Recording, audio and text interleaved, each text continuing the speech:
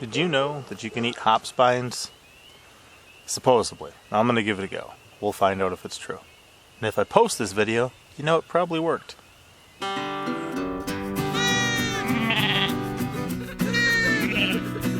of a friendly little bugger.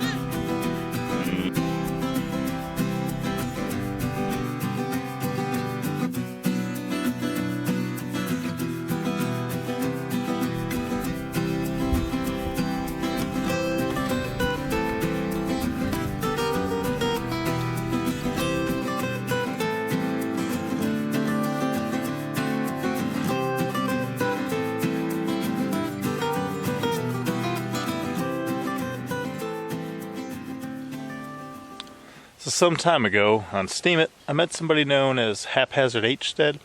I've got a YouTube channel too, which I'll link, called Haphazard Homestead. Learned a lot of things from them, including some stuff about these hops behind me.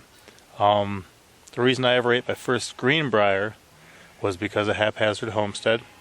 And the reason I'm going to eat my first hops shoots now is going to be because of Haphazard Homestead. Was recently checking out a video from theirs, which I'll link as well, where they were talking about different ways you can actually prepare and eat just the hops bine. These are bines, not vines, because they have hairy little stiff bristles, kind of. That's what they grab onto things with, where vines have tendrils, which you'd recognize from things like some of the climbing gourds or cucumbers, where they got the little tendrils that wrap around. But these bines here, behind me, come out kind of crazy and kind of everywhere. So when I did these, I went kind of hard. Planted a number of them all the way down. Ran a chain between two trees up there, and then I have wire running up to the chain. So it's kind of a permanent structure. So with these being a perennial, they should be coming back for years and years and years to come. You can see they come up at different stages, probably based on the variety. And then in front of here is where I'm going to planted my asparagus crowns. Now there is a certain amount of pruning you can do with these too. Oh, cool. That's the first asparagus I've seen come up. Very nice. Oh, another one right there in front of the hops. Cool. So I guess there is an amount of pruning that you can do with these too, because the bull shoots that come up first, I guess just kind of add to spread the plant, and those can be pruned off. But I'm going to give these a try right here. I mean, they look like a hairy, weird little thing. Just kind of give it a tug. Broke off below the surface there. Well, let's give it a go.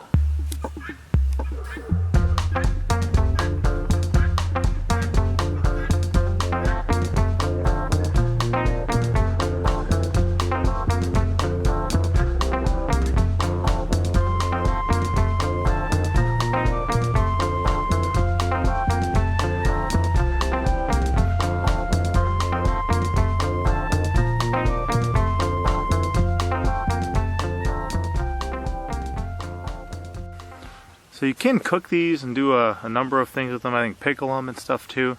But I'm just going to try to eat some raw, kind of like I did when I first experimented with my sunchokes, just because it is a plant you can eat raw. So begin to kind of nibble on it and get a palate for it and introduce yourself to it the simplest way possible, just the direct contact with the raw plant. And then I may go from there with some different cooking or other options. Even yesterday for dinner, my wife made a very good kind of mixed greens that were cooked from this garden. She used some cilantro, some chives, some Austrian winter pea, some kale, but then Pinky Pepper had also picked a bunch of greenbrier shoots out of the woods, and just the fact that my child would be picking them, my wife would be cooking a meal, with greenbrier in it, it's just a very, very cool, rich, rewarding experience because it's just free, wild foraged food right off of our property. So here we go.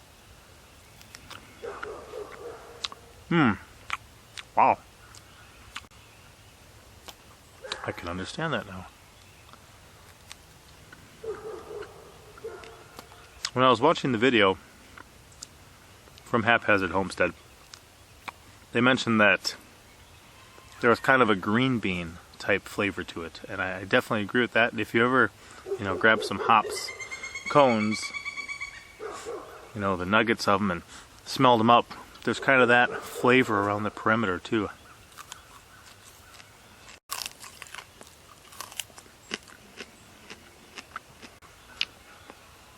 Wow. I never knew. You know, I knew there was a number of uses for hops, like homebrew and making different tinctures and sleep pillows and stuff like that.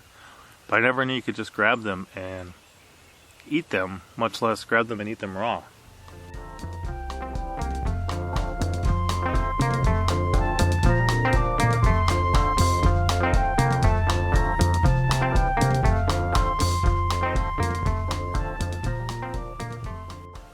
And I suppose, I know some of the different varieties have different flavors, you know, to the hops. I wonder if the bines do too. Well, pardon me, making a video, but it's still not polite to chew with your mouth full. If you guys have never known this, now you know this. Like I said, definitely if you're interested in this sort of thing, or interested in anything, you know, wild edibles and different ways you could use different plants, check out Haphazard Homestead. But also, wow, give this a try if you've never done it. Very interesting, very cool. Definitely something that I appreciate. I just learned and found the first Copperhead of the year now too, so.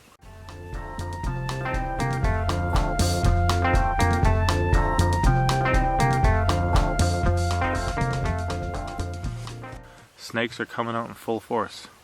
Pop out.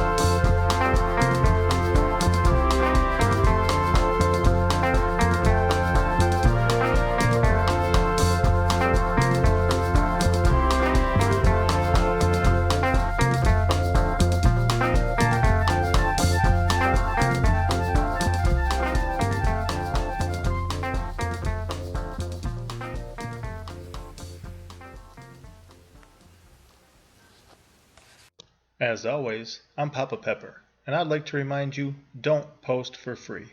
If you'd like to be part of a revolution in social media, an economic power to the people where users can actually blog for cryptocurrency, then I'd recommend that you check out steemit.com and join the revolution.